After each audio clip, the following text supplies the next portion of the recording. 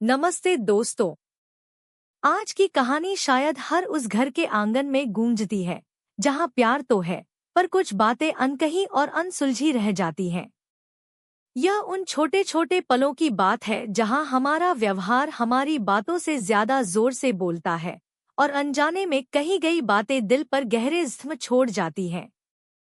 यह कहानी है रोहन और प्रिया की। रोहन एक मल्टीनेशनल कंपनी में काम करता था और प्रिया अपने घर को बड़ी लगन से संभालती थी। दोनों का प्यार सच्चा था, पर हाल के दिनों में उनके बीच फोन को लेकर थोड़ी तकरार बढ़ गई थी। रोहन को लगता था कि प्रिया अपना ज्यादातर समय मोबाइल पर बिताती है, चाहे वो सोशल मीडिया हो या दोस्तों से चैट। एक शाम जब रोहन ऑफिस से थकाहारा घर लौटा तो उसकी नज़र सोफे पर बैठी प्रिया पर पड़ी, जो हमेशा की तरह अपने फोन में खोई हुई थी। घर में माँ, रोहन की माँ, रसोई में कुछ काम कर रही थी। राहुल के माथे पर हल्की सी शिकन आई, एक अनकही उम्मीद और शिकायत का भाव।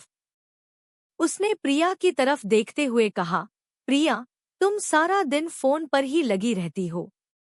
घर का काम कौन करेगा? माँ ही तो सारा काम करती रहती है। उसकी आवाज में एक हल्की सी झुंझलाहट थी, जो प्रिया के दिल को सीधे छू गई। उसे लगा, क्या उसकी हर मेहनत बस एक शिकायत के तराजू पर तौली जाती है? प्रिया ने तुरंत फोन नीचे रखा। उसका चेहरा उतर गया, आंखों में एक अजीब सी उदासी तैर गई। उसे लगा, क्या राहुल को उसकी दिन भर की जद्दोजहद नहीं दिखती? वो सुबह से रात तक घर का काम, बच्चों की देखभाल और सबके खाने पीने का ध्यान रखती है। बस कुछ पल सुकून के लिए फोन देखा और उसे इतनी बातें सुनने को मिल गई। उसका मन कचोट रहा था। कुछ देर बाद जब माहौल थोड़ा शांत हुआ तो उदास मन से प्रिया ने राहुल से कहा, राहुल, मेरा मन कर रहा है कि मैं कुछ दिनों के लिए अपने मायके हो आऊं।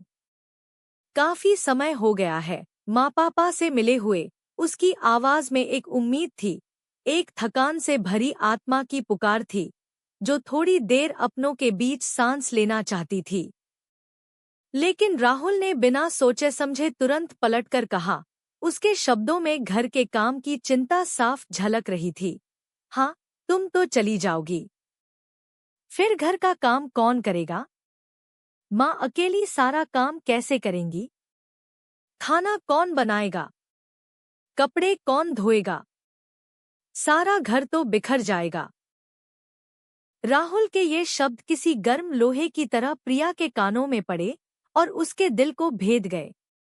उसकी आंखों से एक आंसू चुपचाप बह निकला, जो उसके भीतर के सारे सवालों को समेटे हुए था।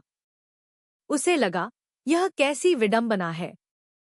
एक तरफ राहुल को लगता है कि मैं घर में रहकर कोई काम नहीं करती, सारा दिन फोन पर रहती हूँ और माँ ही सब कुछ करती है।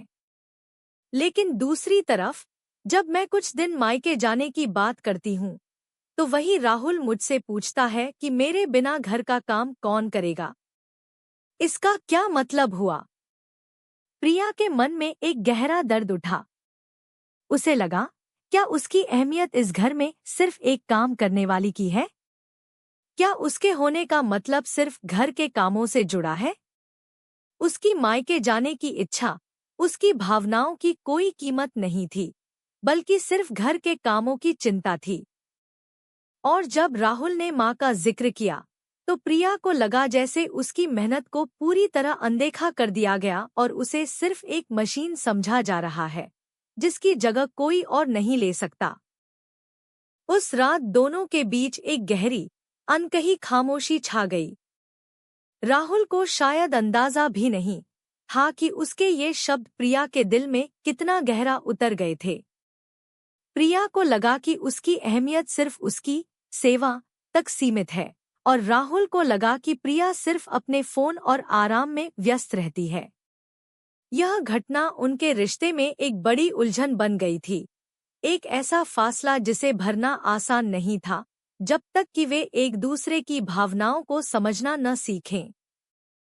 यह कहानी हमें सिखाती है कि हम अक्सर अपनों की कीमत को उनके द्वारा किए गए कामों से आंकते हैं, जबकि रिश्ते सिर्फ काम से नहीं चलते।